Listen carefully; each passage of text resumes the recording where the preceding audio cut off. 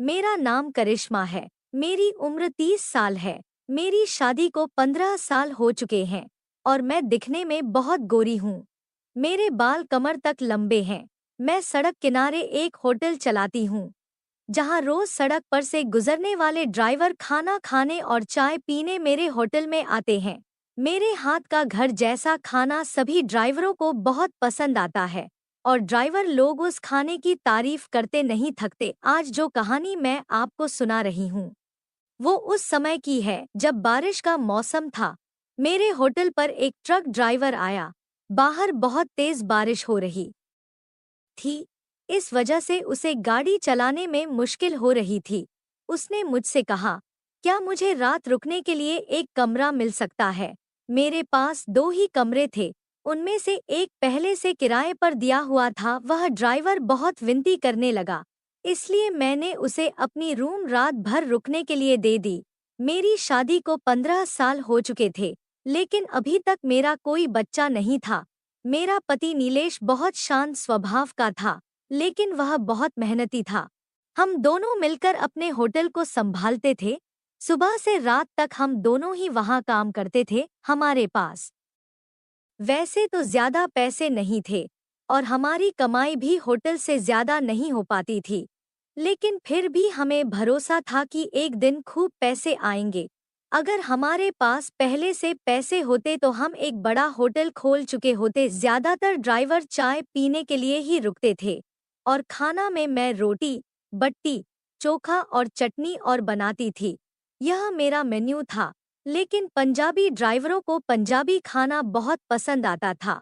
मुझे पंजाबी और चाइनीज खाना बनाना भी आता था, लेकिन मेरा पति चाहता था कि हमारा होटल सिर्फ बिहार और यूपी का ही खाना परोसे। कभी कभी ऐसा भी होता कि एक भी ग्राहक खाना खाने नहीं आता था। ऐसे में मेरे पति पास के एक छोटे तालाब में मछली पकड़ने चले जाते थे।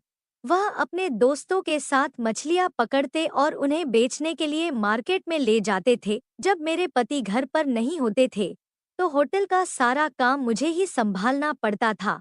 ऐसे में कुछ ग्राहक सिर्फ मुझे देखने के लिए होटल आते थे। उन्हें चाय तक पीना पसंद नहीं होता था, लेकिन मुझसे बातें करने के लिए आते थे। होटल के पीछे से एक हाईवे निकलता था, जहां से ट्रक और गाड़ियां गुजरती थी। इससे मेरे ग्राहक कम होने लगे थे। जो होटल और लॉज को जानते थे, वही लोग यहाँ आते थे। नए ड्राइवरों को होटल के बारे में पता ही नहीं चलता था। मेरे ग्राहक दिन ब दिन कम होते जा रहे थे। मेरा धंधा जैसे बंद होने की कगार पर था। घर में पैसों की कमी महसूस होने लगी थी। मछली पकड़ने से भी ज्यादा पैसे नहीं आ पाते थे। इसलिए मेरे पति शहर में मिस्त्री का काम करने चले गए। वहाँ मिस्त्री के काम के अच्छे पैसे मिलते थे और मेरे पति वही करने लगे। मेरे पति मुझसे कह रहे थे कि अब होटल बंद कर देना चाहिए, लेकिन मैं उनसे कहती थी कि नहीं, मैं घर में बैठकर क्या करूंगी। इसलिए मैंने होटल वैसे ही चालू रखा। अब मेरे पति मेरे पास 8-10 दिन तक नहीं आते थे। पति के दूर होने से उनकी कमी मुझे बहुत महसूस होती थी। हम एक दूसरे से बात भी नहीं कर पाते थे। पति की याद में मैं खो जाती थी। कभी सोचती थी कि वह पहले कितने अच्छे दिखते थे, लेकिन अब वैसे नहीं रहे। वह थोड़ा नशा भी करने लगे थे। पहले वह इतने खुशमिजाज थे कि उनकी हंसी देखकर मुझे भी अच्छा लगता था। उनके पास मोबाइल नहीं था, इसलिए जब वह काम पर चले जाते थे, तो यह पता नहीं चलता था कि वह गाँव कब आएंगे। हम दोनों बात भी नहीं कर पाते थे। पति की यादों में मैं अक्सर डूब जाती थी। कभी कभी वह मुझसे प्यार से कहते थे कि अब नशा नहीं करूंगा। उनकी बातों से मेरा गुस्सा भी खत्म हो जाता था और मैं हंसने लगती थी।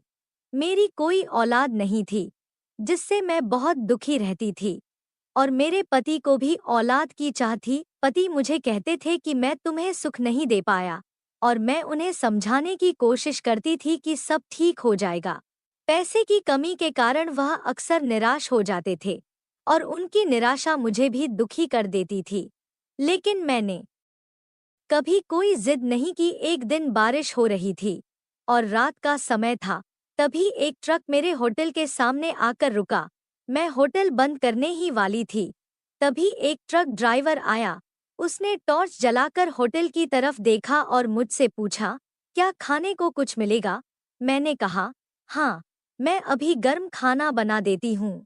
पहले मैंने उसे चाय बनाकर दी, फिर खाना बनाने में लग गई। 20 मिनट के अंदर मैंने उसे खाना परोस दिया। उसने भरपेट खाया और बोला, आपके हाथ का खाना बहुत स्वादिष्ट है। मैंने उसे धन्यवाद दिया। वह बोला, बारिश बहुत तेज है, मैं गाड़ी नहीं चला पाऊंगा। क्या यहाँ रुकने को कोई जगह मिलेगी? मेरे पास 2 कमरे थे, जिनमें से एक किराए पर था। वह स्वभाव से बहुत अच्छा लग रहा था, इसलिए मैंने सोचा कि ग्राहकों की संख्या वैसे ही कम हो गई है, उसे मना करना सही नहीं होगा। मैंने कहा, एक कमरा है, लेकिन उसमें मैं रहती हूँ। उसने कहा, कोई बात नहीं, मैं वहाँ एडजस्ट कर लूंगा। वह ट्रक से अपना बैग लेकर आया। मैंने उसे कमरे में ले जाकर जगह दी। कमरे में 2 पलंग थे। उसने अपना बैग रखा और एक पलंग पर आराम करने लगा। मैं होटल के बाकी काम निपटा रही थी। वह एक पलंग पर सो गया और दूसरे पर मैं। रात के करीब 2 बज रहे थे। बारिश रुकने का नाम नहीं ले रही थी। बिजली भी चमक रही थी। मैंने देखा कि वह ठंड से कांप रहा था। मुझे उस पर दया आई। मैंने अपनी एक चादर उसे ओढ़ा दी। वह सो रहा था, इसलिए मैंने उसे उठाया नहीं, लेकिन मुझे महसूस हुआ कि उसे बुखार भी हो गया था। शायद वह पूरी तरह से भीग गया था। मेरे पास कुछ दवाइयाँ थीं। मैंने उसे उठाया और कहा, आपको तेज बुखार है, ठंड और सर्दी हो गई है, यह दवाइयाँ ले लीजिए, इससे सुबह तक आराम मिलेगा। उसने दवाइयाँ ली और मुझसे पूछा, क्या आप यहाँ अकेले रहती हैं? मैंने कहा, हाँ, यह होटल मेरा है। मेरे पति शहर में काम करते हैं। हाईवे सड़क पार जाने के बाद हमारे ग्राहक कम हो गए हैं। फिर मैंने उसे आराम करने को कहा और मैं भी सो गई। सुबह 5 बजे मेरी आँख खुली। मैंने देखा कि ट्रक ड्राइवर वहाँ नहीं था। बाहर जाकर देखा तो भी वह नहीं दिखा, लेकिन उसने पलंग पर 3,000 रुपए रखे थे। मैं सोच में पड़ गई कि वह बिना बताए चला गया। कम से कम जाते वक्त बताना तो चाहिए था, लेकिन वह आदमी बहुत ईमानदार था। उसने पैसे भी छोड़ कर गए थे, वरना कोई और होता तो शायद पैसे भी न छोड़ता। उसकी ईमानदारी मुझे बहुत पसंद आई। अगले दिन मेरा पति वापस आया। वह 20 दिनों से मेरे पास नहीं था। मैंने उससे पूछा, आप इतने दिनों तक क्यों नहीं आए? कहाँ चले गए थे? वह कहने लगा, मैं चेन्नई में काम करने गया था। वहाँ एक कंस्ट्रक्शन साइट पर काम चल रहा था और वापसी में बारिश बहुत तेज थी, जिससे कोई वाहन नहीं मिल रहा था। लेकिन अब सब ठीक है। मेरा पति 20 दिनों बाद घर लौटा था और इस बार उसने कोई नशा भी नहीं किया था। उसने मुझसे कहा, देखो करिश्मा, मैंने तुमसे कहा था कि अब मैं नशा नहीं करूँगा। इस बार मैंने मेहनत की, नशा करने का वक्त ही नहीं मिला। उसकी यह बात सुनकर मुझे बहुत अच्छा लगा। 1 महीने बाद वही ट्रक ड्राइवर फिर मेरे होटल पर आया। मैंने उसे देखते ही पहचान लिया। वह मुस्कुराते हुए बोला, जल्दी खाना बनाइए, आपके हाथ का खाना पिछले बार खाया था, उसकी याद अब तक ताजा है। मुझे उससे पहले कुछ और कहना ठीक नहीं लगा, इसलिए मैंने पहले खाना बना दिया।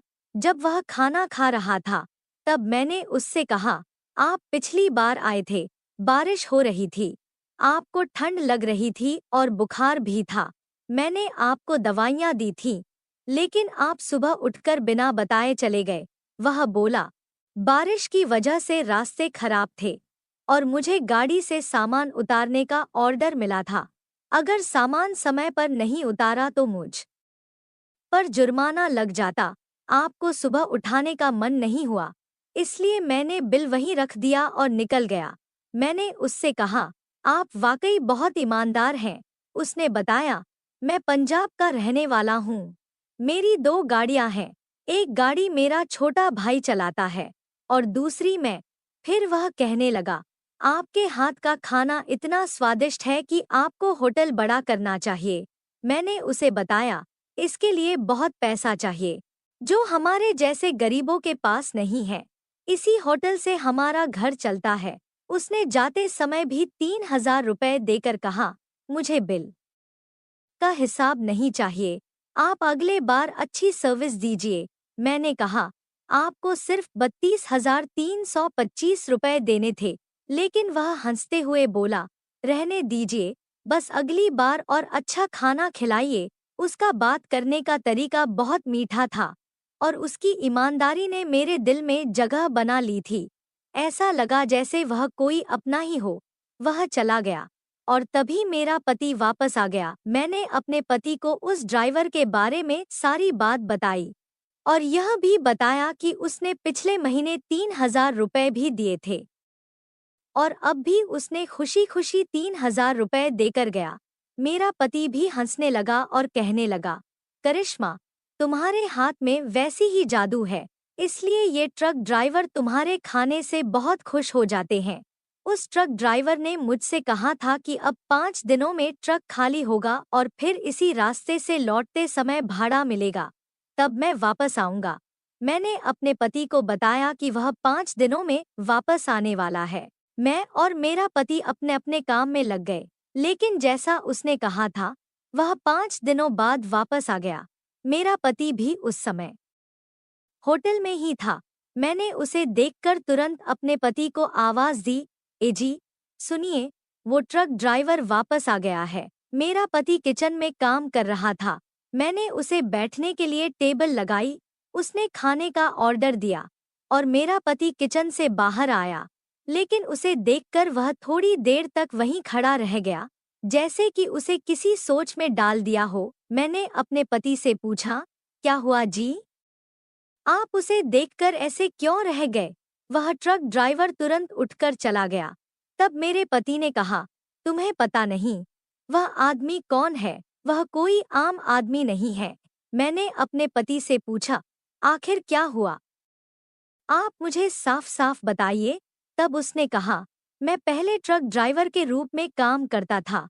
यह भी उसी ट्रक में मेरे साथ हेल्पर के तौर पर काम करता था। लेकिन एक बार जब हम पेट्रोल पंप पर सो रहे थे, ट्रक चोरी हो गया और इसने मुझ पर आरोप लगाया कि मैंने माल के साथ ट्रक चोरी किया है। मैंने कोई गलती नहीं की थी, लेकिन मालिक ने मुझ पर विश्वास नहीं किया। मुझे 1 महीने के लिए जेल में डाल दिया और मुझसे 5 लाख रुपए भी वसूल किए। उसी घटना की वजह से आज मैं कर्ज में हूँ और होटल चला रहा हूँ। मुझे अपने पति का दुख समझ में आया। मैं गहरे विचारों में डूब गई, लेकिन वह ट्रक ड्राइवर वापस होटल आया और मेरे पति से कहा, दोस्त, जो भी हुआ उसे एक सपना मानकर भूल जाओ। आज मैं अच्छी कमाई कर रहा हूँ। तुम्हारे मन को लगा होगा कि मैंने मालिक से तुम्हारे बारे में कुछ कहा होगा, लेकिन मैंने ऐसा कुछ नहीं किया। मुझे पता था कि यह होटल तुम्हारा है और तुम मुझसे मदद नहीं लोगे, इसलिए मैंने इस तरीके से तुम्हारी मदद करने का सोचा। वह मेरे पति के सामने मुझसे कहने लगा, भाभी, आप ही इन्हें समझाइए। लेकिन उसकी बातें सुनने के बाद मैंने भी उससे कुछ कहने की जरूरत नहीं समझी। वह चला गया और जब उसने होटल छोड़ा तो उसने 5 लाख रुपए देकर कहा, जो हुआ उसे भूल जाओ। 2 महीने बाद हमें पता चला कि मैं गर्भवती हूँ। मैं और मेरा पति बहुत खुश हुए। हमने सारी पुरानी बातें भुला दी। दोस्तों, इस कहानी को सुनाने का उद्देश्य किसी का दिल दुखाना या किसी अनैतिक गतिविधियों को बढ़ावा देना बिल्कुल नहीं है। बस आप सबको जागरूक और सचेत करना है। अगर आपको मेरी कहानी पसंद आई हो तो वीडियो को लाइक, चैनल को सब्सक्राइब करने के साथ इस वीडियो को ज़्यादा से ज़्यादा लोगों को शेयर करें। मिलते हैं फिर ऐसी ही कहानी के साथ। मेरा नाम शुभम है और मैं 20 साल का हो गया हूँ। दिखने में बहुत सुंदर हूँ। मेरी लंबाई 5.5 फुट है, रंग गोरा है, शरीर भी ठीक ठाक है। मैं जब अपने ननिहाल गया था तो मामी मुझे अपने खेत में लेकर गई। वहां पहुंचने पर मैं भूल गया कि वो मेरी मामी है। मामी भी बहुत सुंदर है और उनकी उम्र लगभग 27 साल है, मतलब वो मुझसे उम्र में ज्यादा बड़ी नहीं है। उनकी लंबाई मुझसे ज्यादा है और शरीर भी ज्यादा सधा हुआ है। उनका स्वभाव बहुत अच्छा है। मैंने उनसे कई बार अलग अलग बातें की, लेकिन वो कभी नाराज नहीं हुई। इसलिए मैंने मीठी मीठी बातों से उन्हें तैयार कर लिया और नज़दीकी बढ़ गई। इसके बाद मैं उन्हें खेत में घुमाने ले जाने लगा। इस साल मैंने 12वीं पास की थी और एक प्राइवेट कॉलेज में बीए का फॉर्म भरा था, इसलिए कॉलेज जाना नहीं पड़ता था। मैं नानी को उनके घर छोड़ने आया था, क्योंकि वो अकेले आई थी। नानी ने कहा था कि वो अकेली चली जाएंगी, लेकिन मम्मी ने मुझे अकेले जाने नहीं दिया और मेरे साथ भेजा। मैं और नानी शाम को घर पहुंचे और घर पहुंचने पर केवल मामी ही घर में थी। मैंने घर में प्रवेश किया और मामी ने नानी के पैर छुए। मामी उस वक्त खुले बालों और हल्की साड़ी में बेहद आकर्षक लग रही थी। इसके बाद नानी ने मामा और नाना के बारे में पूछा, तो मामी ने बताया कि ससुर बाहर गए हैं और हफ्ते भर में लौटेंगे। फिर मामी ने हमारे लिए चाय बनाई।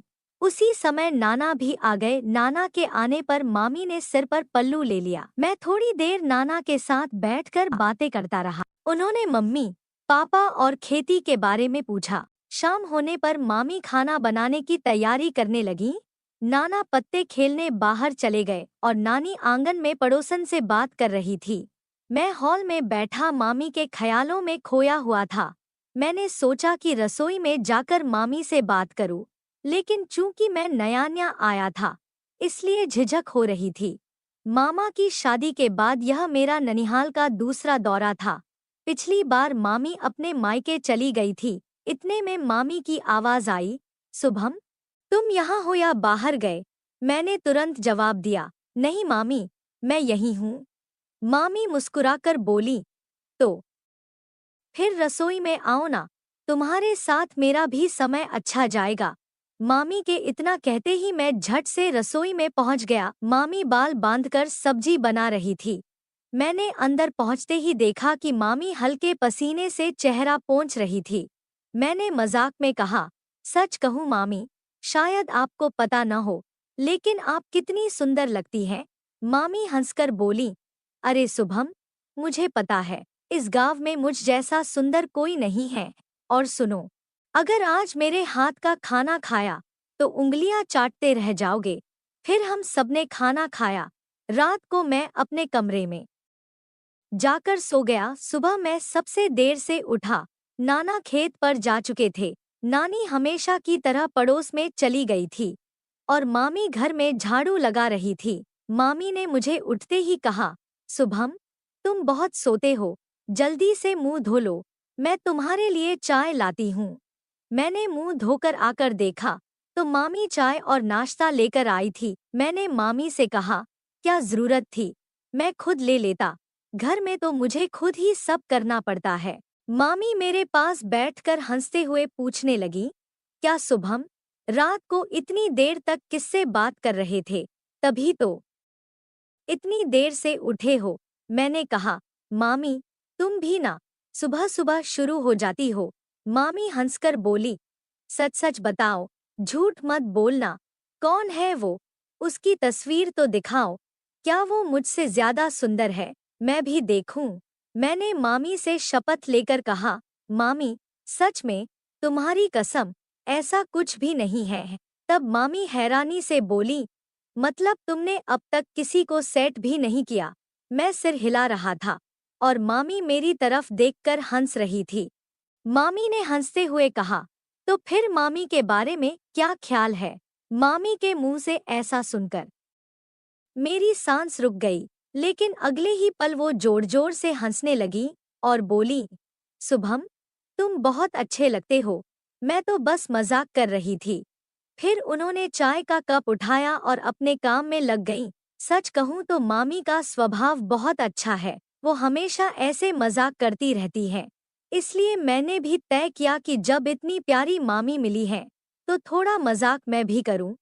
खाना खाने के बाद मैं मामी के कमरे में गया। मामी ने अभी अभी अपने बाल धोए थे और उन्हें सुखाने की कोशिश कर रही थी। जैसे ही मैं कमरे में दाखिल हुआ, मामी बोली, अरे शुभम, अच्छा हुआ तुम आ गए, मैं तुम्हें बुलाने ही वाली थी। सुबह से मेरी पीठ में बहुत दर्द हो रहा है, क्या तुम थोड़ा बाम लगाकर मालिश कर दोगे? मैंने तुरंत कहा, अरे मामी, ये बात सुबह ही कहनी चाहिए थी, मैं पहले ही बाम लगा देता। तुम्हें बेवजह दर्द सहना पड़ा। फिर मैंने मामी की पीठ पर बाम लगाकर मसाज करना शुरू किया। मामी ने कहा, अब थोड़ा आराम लग रहा है। सुबह से तो दर्द के मारे बुरा हाल था। इसके बाद 3-4 दिन ऐसे ही मस्ती में बीते और मैं मामी के साथ ज्यादा समय बिताने लगा। मामी मुझे अब एक क्यूट दोस्त की तरह लगने लगी थी। मैंने घर पर फोन करके बताया कि मैं कुछ दिन यहीं रुकने वाला हूँ। दरअसल मैं सिर्फ एक दिन के लिए आया था, लेकिन मामी के साथ समय बिताने के लिए मैंने रुकने का मन बना लिया। एक शाम टाइम पास के लिए हम लूडो खेल रहे थे। मामी जीतने वाली थी। तब मामी हंसकर बोली, शुभम, तुम अभी भी लूडो में कच्चे हो। तुम्हारे मामा भी आज तक मुझे नहीं हरा सके। मैंने तुरंत जवाब दिया, अरे खेल अभी खत्म नहीं हुआ है, तुम अब भी हार सकती हो। मामी हंसकर बोली, रोहन, चाहे तुम कितनी भी कोशिश कर लो, मैं हारने वाली नहीं हूँ। मैंने उन्हें चैलेंज दिया, अगर तुम हारी तो मैं जो कहूँगा तुम्हें करना होगा। मामी ने हंसते हुए कहा, ठीक है, बता तेरी क्या शर्त है। मैंने मामी को कहा, एक बार सोच लो, बाद में पीछे मत हटना। मामी हंसकर बोली, पहले हरा कर तो दिखा। खेल में अचानक 3 बार मेरे नंबर आए और मैंने गेम पलट दिया। मुझे लगा जैसे मैंने कोई बड़ी जंग जीत ली हो। मामी का चेहरा हारने के बाद मायूस हो गया। मामी बोली, शुभम, तुमने चीटिंग की है। मैंने हंसते हुए कहा, नहीं मामी, अब कोई बहाना नहीं चलेगा। मामी ने हंसते हुए कहा, ठीक है, बताओ तुम्हारी क्या इच्छा है। मैंने थोड़े गंभीर होकर कहा, मामी प्लीज गुस्सा मत होना और मेरी बात का बुरा मत मानना। मामी बोली, अरे नहीं गुस्सा करूंगी, बोलो क्या कहना है। मैंने एक ही सांस में मामी से सब कुछ कह दिया और शांत हो गया। मामी बोली, तुम क्या कह रहे हो, तुम्हें समझ में भी आता है? मैं तुम्हारी मामी हूँ। मैंने माफी मांगते हुए कहा, प्लीज मामी, मेरी बात का बुरा मत मानो। मामी हंसकर बोली, शुभम, मैं तुमसे क्यों गुस्सा करूंगी, लेकिन तुम ही सोचो कि मैं तुम्हारी मामी हूँ। मैंने कहा, प्लीज मामी, मेरी बात समझने की कोशिश करो। मामी ने कहा, ठीक है, लेकिन एक वादा करो कि तुम ये बात किसी से नहीं कहोगे, यहाँ तक कि अपने दोस्तों से भी नहीं। मैंने खुश होकर कहा, पक्का वादा करता हूँ मामी, किसी से नहीं कहूँगा। ऐसे ही बातें चल रही थी कि अचानक नानी ने आवाज दी, मोनिका, चाय बना दो। 3 बज गए हैं। मामी चाय बनाने किचन में चली गई। थोड़ी देर बाद मैं भी किचन में जाकर खड़ा हो गया। अब मुझे एक पल भी रुकना मुश्किल लग रहा था। मैं तो जैसे मामी के आगे पीछे घूमने लगा था। मैं मामी के पीछे पीछे घूम रहा था।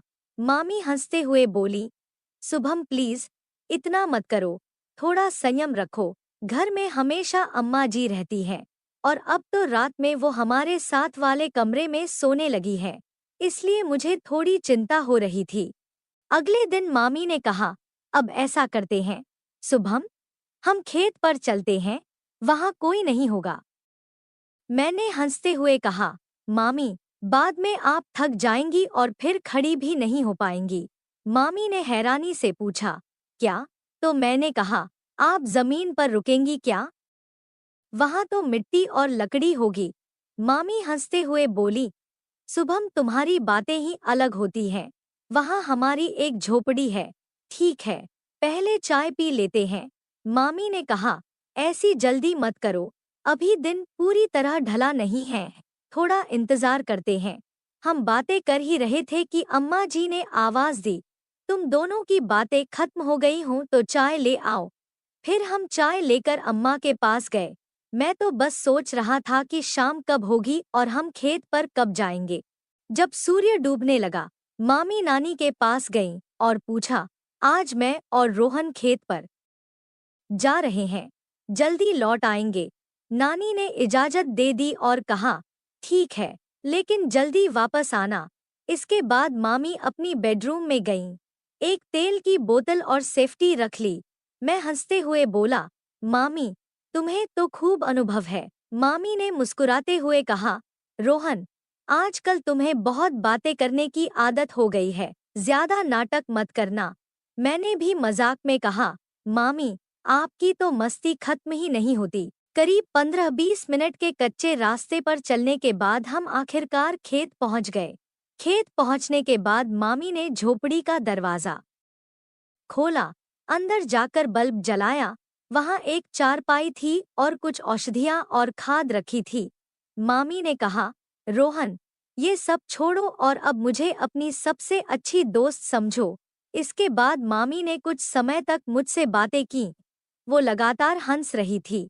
लगभग आधे घंटे बाद हमने दरवाजा बंद किया, हाथ पैर धोए और घर की ओर चल दिए। रास्ते भर मामी मुस्कुराती रहीं, लेकिन मैं थोड़ा परेशान था। मामी हंसते हुए पूछने लगी, अब कैसा लग रहा है, रोहन? मैंने जवाब दिया, मामी, बहुत अच्छा नहीं लग रहा। मामी ने कहा, खालीपन लग रहा होगा, लेकिन चिंता मत करो, शाम तक नॉर्मल हो जाओगे। फिर हम घर पहुंचकर खाना खाया और मैं सो गया। अगली सुबह मामी चाय लेकर आईं। मैंने उन्हें थैंक यू कहा।